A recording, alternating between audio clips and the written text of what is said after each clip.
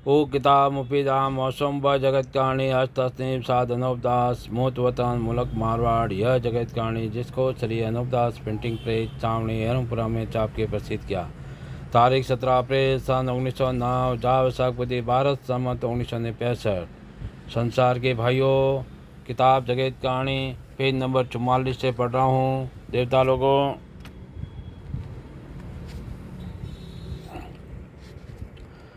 होकर मरते हैं, परंतु इन बनियों ने रावण की तरह से संसार के लोगों की मौत को काबू में कर लिया है। लेकिन पहले ज़माने में बाप से पहले बेटा नहीं मरता था और अब बाप से पहले बेटा मर जाता है। सो अब और पहले क्या मालिक और था जो अब ऐसा हो जाता है, और पहले ऐसा नहीं होता था, परंतु मालिक तो होगा वही है। सो ऐसे ऐसे पाप तो इन बनियों ने जाहिर चलाए हैं, जिसको तमाम जान के लोग अपनी आँखों से देख रहे हैं। और अगले ज़माने के सती लोग तो ऐसे सती हुए हैं कि वो सिवाय नेकी की दूसरी बात ही नहीं जानते थे, जिनकी तारीफ यह है कि वो जन्म से ही मालिक की भक्ति करते थे, जिससे वो शख्स देवता स्वरूपी कहलाए हैं। परंतु इस ज़माने के लोग उन देवता स्वरूपियों के नाम से उनकी समाजों के ऊपर बकरा पाड़ा वगैरह चढ़ाते हैं। ऐसे ऐसे पाप से अगले अगले लोगों का नाम भी डूबोते हैं। तो यह पाप नहीं करना चाहिए। अगर से उन्हों की समाजों को मानो तो धर्म है, सो धर्म पुण्य करो, या उनके नाम से मीठे भोजन करके खिलाओ या अपने बाल बच्चों को खिलाओ। उसी तरह से अगर तुम्हारे कुल में कोई भक्त हुआ हुए तो तुम लोग इनके नाम से धर्म पुण्य करो, या ब्राह्मण साधुगुरों को खिलाओ या अपने घर के बच्चों को भक्त लोगों के नाम से खिलाओ, और जानों को मत सताओ, क्योंकि इन बनियों ने तुम्हारी अक्लों को अपने राक्षसी पाप से खराब कर दी हैं, जिससे तुम लोग पाप करते हो कि जो भक्तों के नाम से जानवरों को मारते हो, जिससे दुनिया की अक्ल दिन रात खराब हो जाती है। मगर इन बनियों ने तो अपना मतलब समझकर यह राक्षसी पाप चलाया है, और इसी से ही संसार के लोगों की अक्ल भ्रष्ट कर दी है, जिससे तुम लोगों को पाप करना ही धर्म सूझता है। अगर कोई शख्स जानवरों के मारने से मना करे तो मरने व मारने को तैयार हो जाते हैं, और जो कि नेकी की बात बतावे तो उसको नहीं करते हैं कि जिससे भला होवे और परमेश्वर भी खुश होवे।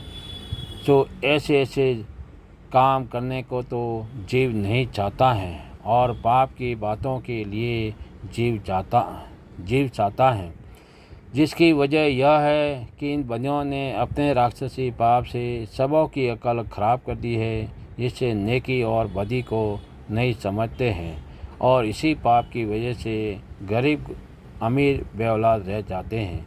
जो बेऔलाद रह जाते हैं वो राक्षसी विद्या के पाप से बेऔलाद रह जाते हैं, क्योंकि मालिक ने तो सबों को औलाद दी है, क्योंकि सज्जक में कोई बेऔलाद नहीं रहता था और सबके औलाद होती थी, और अब तो बेऔलाद रह जाते हैं और उनके औलाद नहीं होती है।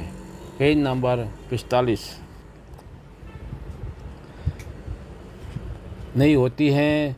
तो यह बनियों का राक्षसी पाप है कि जिस मर्द औरत के नाम का पाप कराते हैं और जिसके बच्चा नहीं होता है, और किसी किसी को ऐसा भी सुझाते हैं कि भैरव के नाम का या देवी के नाम का बकरा या भैंसा वगैरह चढ़ाओगे जब तुम्हारे बेटा होगा।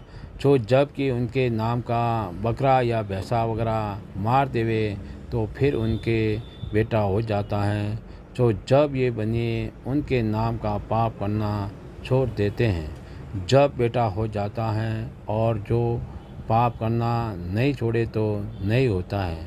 अगर से हो जावे जब तो संसार के लोग ऐसे कहने को लग जाते हैं कि हमने देवी ग्रह के नाम का बकरा वगैरह चढ़ाया था, सो देवी वगैरह ने बेटा दिया है, और जो बकरा चढ़ाने से भी नहीं हुए तो यह कहने को लग जाते हैं कि परमेश्वर ने मेरी किस्मत में औलाद नहीं दी है, इससे नहीं होती हैं।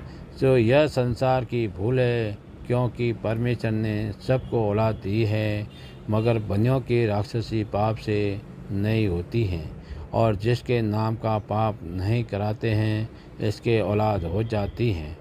परंतु संसार के लोगों की अकल तो ऐसी फेरती है कि जो समझाने से भी नहीं समझते हैं, क्योंकि पाप करने से तो औलाद मर जाती है।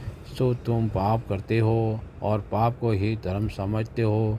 सो मेरे भाइयों, देवताओं के ऊपर बकरा चढ़ाने से नुकसान पहुंचता है, क्योंकि वो तो भक्त हुए हैं जिनके ऊपर तुम बकरा चढ़ाते हो। सो उनके ऊपर तो पाप करना बुरा है, क्योंकि उनके नाम का धर्म पुण्य करना चाहिए, वो अच्छी बात है। सो जिस तरह से रावण ने राक्षसी विद्या के घर चला के लगा दिए थे और देवताओं के ऊपर हाड़ वगैरह गिरवा देता था, परंतु दुनिया को अपने राक्षसी पाप से ऐसा सुझा देता था कि देवता ने रोक वगैरह किया है। तो ऐसा बहाना करके रावण दुनिया के हाथों से हाड़ वगैरह गिरवाता था।